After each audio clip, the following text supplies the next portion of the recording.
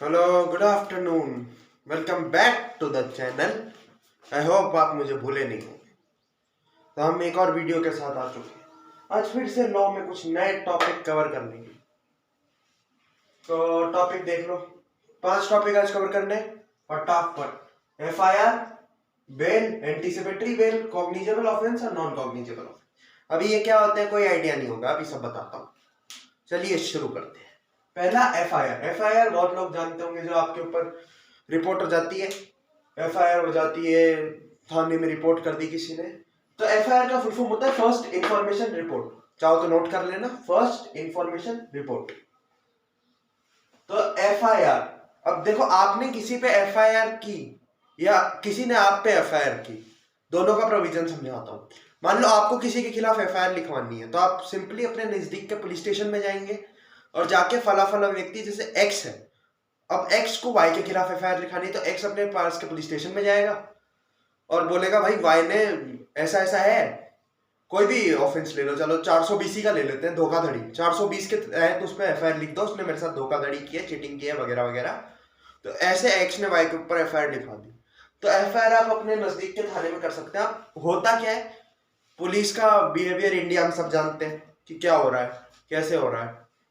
तो लिखते नहीं है एफआईआर बहुत लोग। जैसे कि आसाराम बापू का आपने केस देखा होगा, राजस्थान में उनकी एफआईआर रजिस्टर नहीं हुई। दिल्ली में जाके जो पीड़िता और उसके पिता ने एफआईआर दर्ज कराई थी, वो 0 एफआईआर दर्ज हुई थी। 0 एफआईआर भी अब आया है, तो यहां समझा देता हूं। देखो 0 एफआईआर को क्या नंबर दिया जाता है।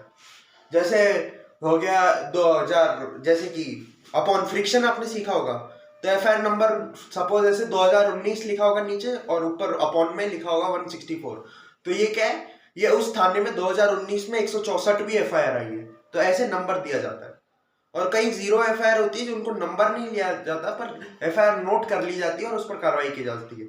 जैसे आसाराम बापू के केस में हुआ, राजस्थान पुलिस ने एफआईआर नहीं लिखी, तो पीड़िता और उसके पिता ने दिल्ली में जाके एफआईआर लिखवाई थी, वो 0 एफआईआर।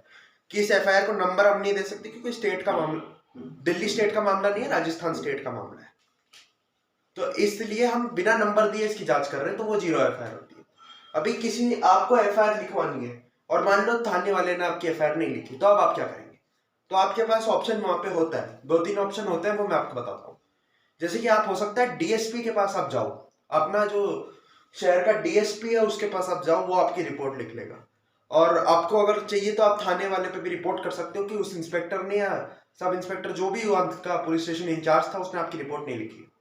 उस पर आप कंप्लेंट वहां भी कर सकते हो। मान लो डीएसपी ने भी आपकी नहीं सुनी, यहाँ भी चलो बहुत कम होता है वैसे तो डीएसपी नहीं सुनते, तो आप एसपी के पास, उसके ऊपर आप अपने शहर के एसपी के पास जा सकते हो और फिर आप बता सकते हो आपकी ओरिजिनल कंप्लेंट क्या थी, और उन दोनों पुलिस स्टेशन और डीएसपी के खिलाफ भी आप कंप्लेंट कर सकते हो। एसपी ने भी चलो बहुत बड़ा आदमी के खिलाफ कंप्लेंट लिखवानी नहीं सुनी, तो आप मजिस्ट्रेट के पास, मजिस्ट्रेट कोर्ट होगा आपके इलाके में जहां भी आप रहते हो, तो मजिस्ट्रेट कोर्ट में जाओ। मजिस्ट्रेट साहब इनको ऑर्डर देंगे कि इनके एफआईआर लिखो, या मजिस्ट्रेट साहब खुद एफआईआर लिखेंगे और बोलेंगे भैया कि मैंने इसकी एफआईआर लिखी है, उस पर तुम जांच करो। वहां आपका काम 100% हो जाए। और मान लीजिए दूसरा सर्कमस्टेंस पे आते हैं, आप एफआईआर कैसे करेंगे आप समझ गए। दूसरा सर्कमस्टेंस, अब किसी ने आप पे ही एफआईआर कर दी भाई, उसको कैसे हटवाएं?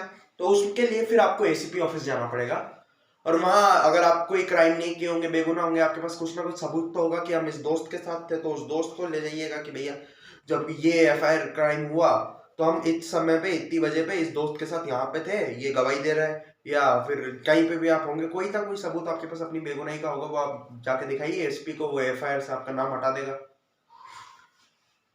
तो आपको समझ में आ गया होगा एफआईआर के बारे में। अब हम करते हैं बेल। एफआईआर क्लियर हो गया आपको? कमेंट में लिख के बता दीजिएगा, या कमेंट छोड़ी वीडियो को लाइक कर दीजिएगा। बेल, अब बेल जमानत आप सब जानते हैं। बेल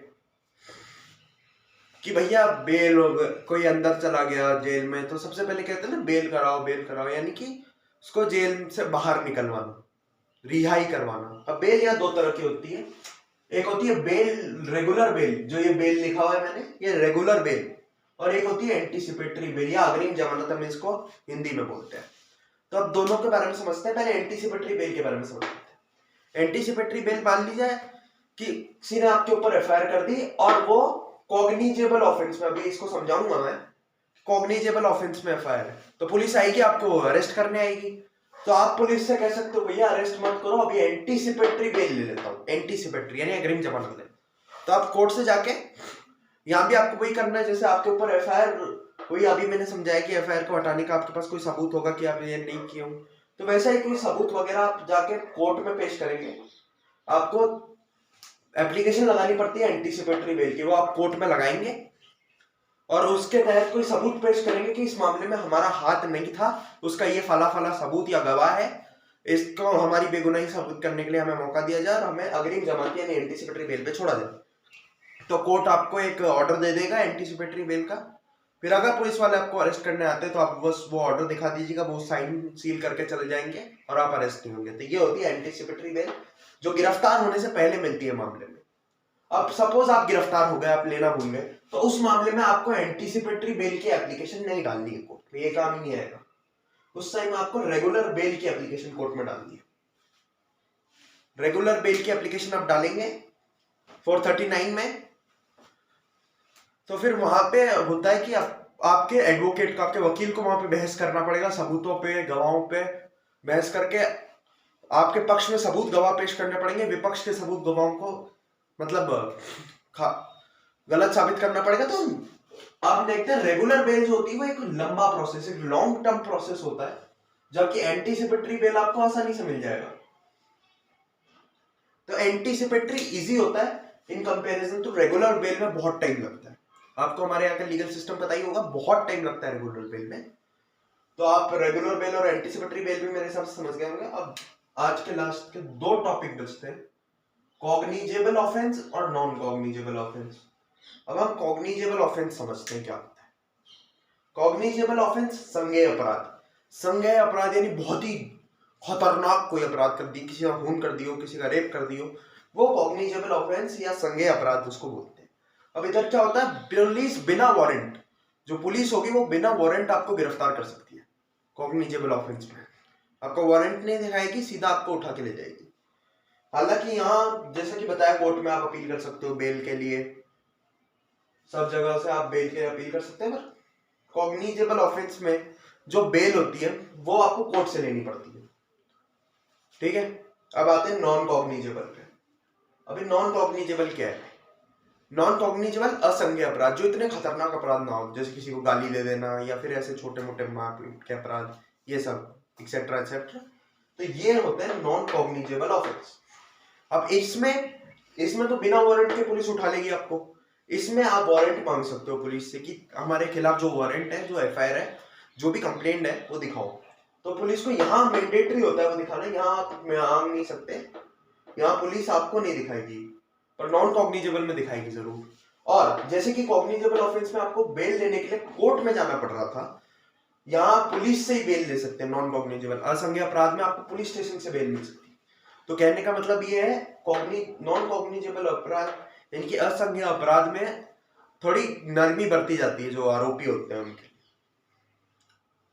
तो आई होप आप इन सबको समझे होंगे।